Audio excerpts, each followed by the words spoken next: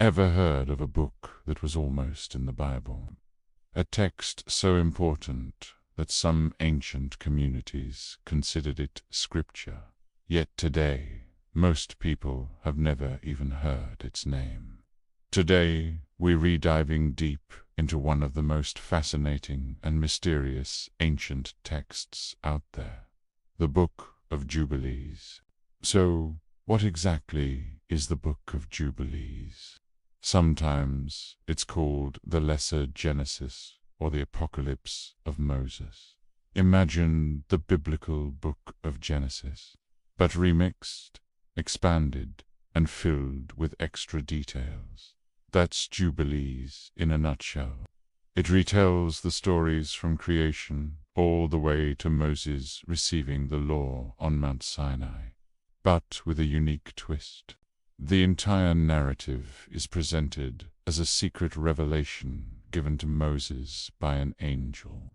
The book gets its name from its unique calendar system. It divides time into jubilees, which are periods of 49 years, made up of 7 cycles of 7 years.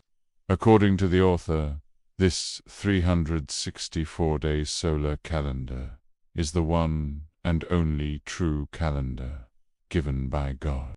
This was a huge deal back then because different Jewish groups followed different calendars, which meant they celebrated major festivals like Passover on different days.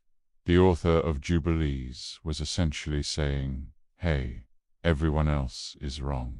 This is the correct way to track time and worship God. But it's not just about calendars. The Book of Jubilees adds so much extra flavor to the familiar stories. Remember the story of Adam and Eve. Jubilees tells us exactly how long they were in the Garden of Eden before the false 7 years. It also gives us the names of their daughters, Awan and Azur. When we get to the story of the fallen angels, or the Watchers, Jubilees goes into even more detail than the Book of Enoch, describing how they taught humanity forbidden knowledge and brought corruption to the world. One of the most significant themes in the book is the absolute separation between the righteous and the unrighteous. It emphasizes strict adherence to the law, even before it was officially given to Moses. For example, in Jubilees, figures like Abraham are depicted as already observing laws that, according to the mainstream Bible, wouldn't be revealed for centuries.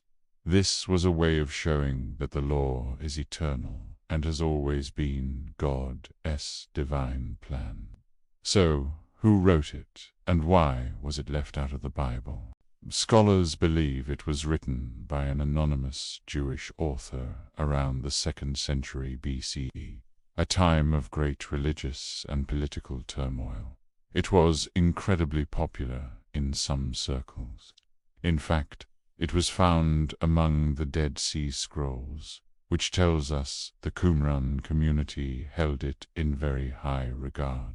The Ethiopian Orthodox Tewahedo Church still considers it part of their biblical canon today. However, for Rabbinic Judaism and later mainstream Christianity, the book presented some problems.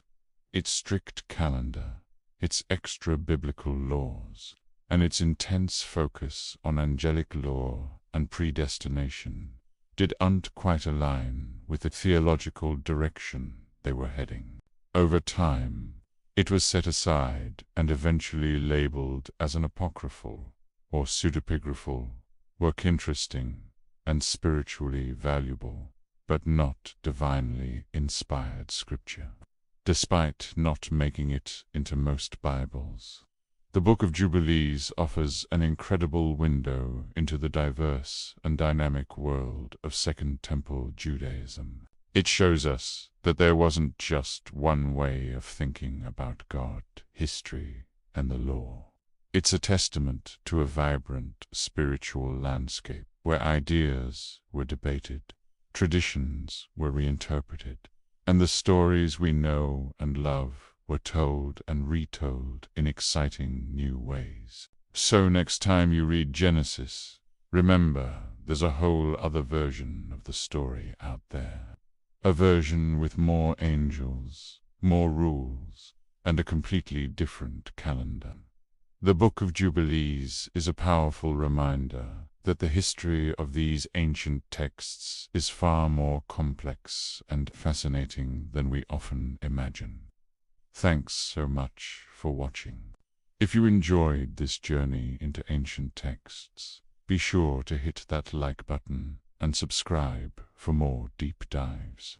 Let me know in the comments what other mysterious books you'd like to explore. See you next time.